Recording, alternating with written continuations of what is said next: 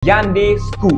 Model ini mula diperkenalkan pada tahun 1990 sehinggalah tahun 1995. Ianya diambil daripada chassis asalnya daripada Hyundai Excel. Kereta sport daripada Hyundai ini dikeluarkan cumalah 5 tahun sahaja. Selepas itu model ini disambung kepada Hyundai Coupe yang mana bodinya agak berbeza sekali dengan Hyundai X-Coupe ini. Walaupun 5 tahun sahaja pengeluaran Hyundai X-Coupe ini, pada tahun 1993 ianya menerima versi facelift. Sepanjang pengeluaran Hyundai X-Coupe ini terdapat 3 versi enjin yang diperkenalkan, tetapi kesemuanya hanyalah 1.5 liter.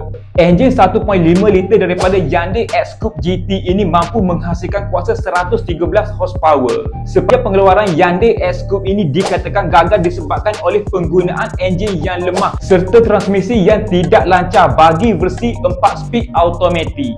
Dan semasa pengeluarannya ianya mendapat saingan sengit dengan Honda CR-X dan DC2.